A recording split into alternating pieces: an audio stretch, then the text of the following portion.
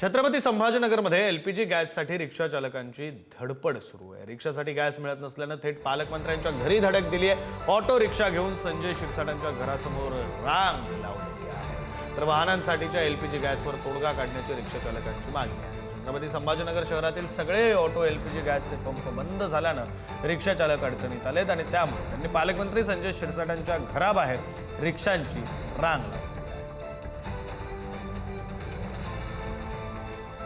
देशात सुरू असलेल्या युद्धामुळे मोठ्या प्रमाणात गॅस आणि इंधनाचा तुटवडा देशभरासह राज्यभरात जाणवायला सुरुवात झालेली आहे आणि आता काही प्रमाणात रिक्षा चालकांना याचा जास्त फटका बसत आहे।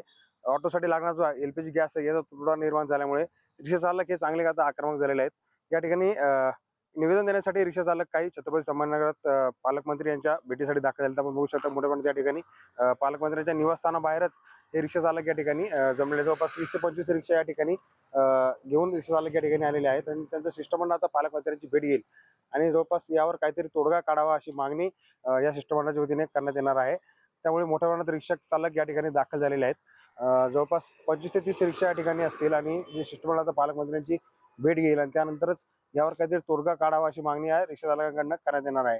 मात्र या आखाती देशात सुरू असलेल्या युद्धामुळे जो परिणाम आहे तो आता छत्रपती संभाजीनगरात काही प्रमाणात जाणवायला लागलेला आहे आणि याचाच परिणाम आता रिक्षा चालकांना सहन करावा लागत आहेत।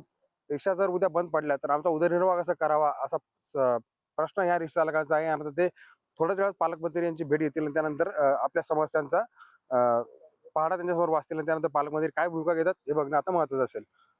पुढारी न्यूजसाठी मी सुमित पवार, छत्रपती संभाजीनगर। दरम्यान संजय शिरसाटांनी रिक्षा चालकांची भेट घेतली आणि या भेटीनंतर त्यांनी मदतीचा प्रयत्न सुद्धा केलाय। पालकमंत्री शिरसाटांनी एलपीजी गॅस पुरवठा अधिकाऱ्यांना फोन केला।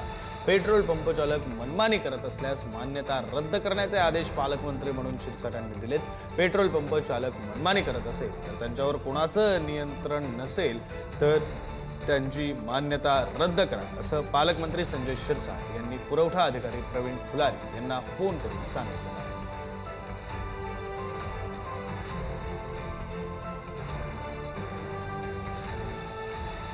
Thank you.